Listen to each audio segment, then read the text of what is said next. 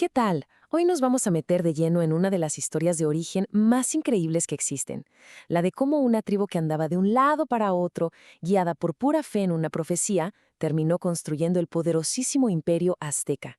Es una historia de aguante, de fe y de una forma muy particular de ver el universo que marcó su destino por completo. Y miren, este proverbio en náhuatl, que era el idioma de los aztecas, lo dice todo, ¿no? Su amanecer, su gran imperio, solamente pudo llegar después de pasar por un camino larguísimo y muy, muy oscuro. Y justo esto nos lleva a la pregunta del millón.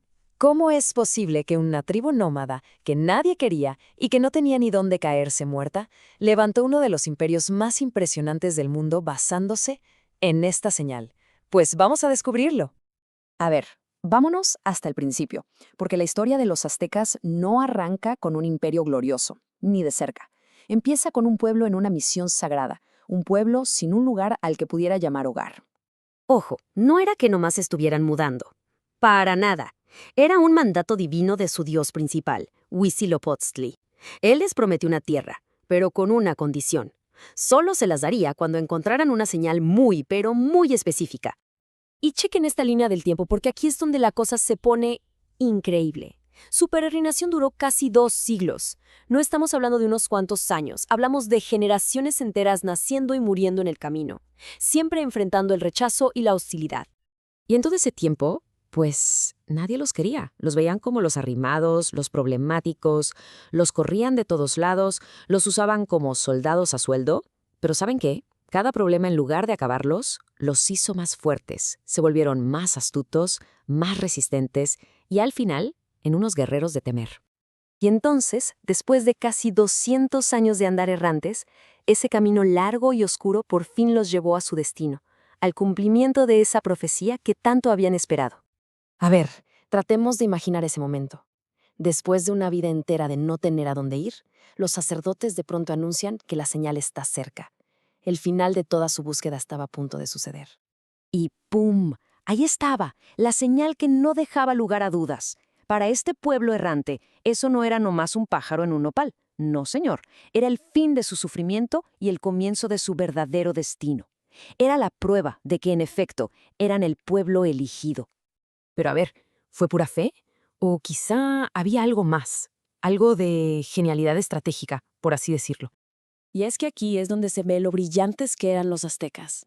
La profecía los mandó a un lugar que, seamos honestos, nadie quería, un islote en medio de un lago salado.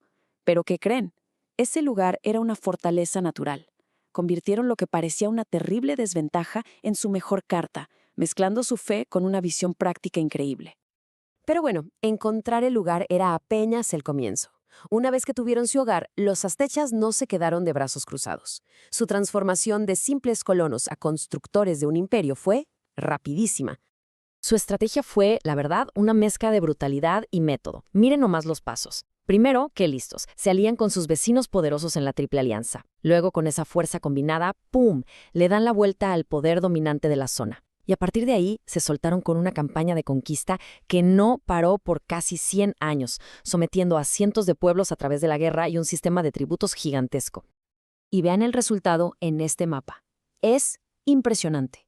En menos de un siglo, lo que era un pequeño islote en un pantano, se convirtió en el mero centro de un imperio gigantesco que iba de costa a costa, del Golfo al Pacífico. Ok, pero ¿qué los movía? ¿Qué los impulsaba a conquistar sin parar? Para entenderlo, tenemos que meternos en el tema más polémico de todos. Una deuda que, para ellos, solo se pagaba con sangre. A ver, la clave para entenderlos es esta. Para los aztecas, el universo no era un lugar tranquilo. Su dios principal, el Sol, libraba una batalla a muerte todos los días. Cada amanecer era, literalmente, una victoria en una guerra cósmica. Y claro, toda batalla necesita energía, combustible. Y la creencia que movía todo su imperio era que el Sol necesitaba el líquido precioso, o sea, la sangre humana, para tener la fuerza de salir cada día. Entonces, si lo vemos desde sus ojos, esto no era solo crueldad por crueldad. Era un deber cósmico, una transacción que tenían que hacer para mantener el universo funcionando y evitar que el mundo se acabara. Eran ni más ni menos los que mantenían vivo al Sol. Y la escala de esta práctica era abrumadora. Aunque los números exactos siempre están a debate, algunos cronistas españoles hablaron de miles y miles de sacrificios al año. Este número, aunque sea un estimado, nos da una idea de qué tan central era este ritual para la maquinaria del Estado azteca.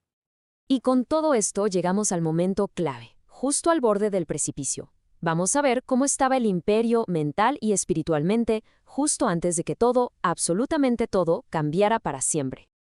Y aquí están los dos protagonistas de esta historia, a punto de chocar. Por un lado, el emperador mortal Moctezuma, un hombre atormentado por las dudas y las supersticiones.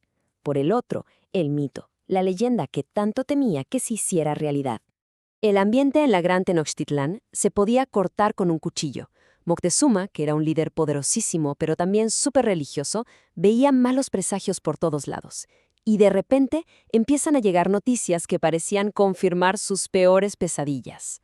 Y es aquí donde una leyenda lo cambia todo. La de Quetzalcóatl, la famosa serpiente emplumada. Un dios que, según contaban, era de piel clara, barbado, y que se había ido por el Mar del Este con la promesa de que un día regresaría. Y fue esta profecía, precisamente, la que iba a sellar el destino de todo el imperio. Y así nos quedamos, con esta pregunta que vaya que da para pensar. ¿Cómo es que un imperio que se construyó sobre un mito, sobre una profecía, estaba ahora a punto de ser deshecho por otro mito? Una pregunta que, al ser respondida, cambiaría el curso de la historia del continente para siempre.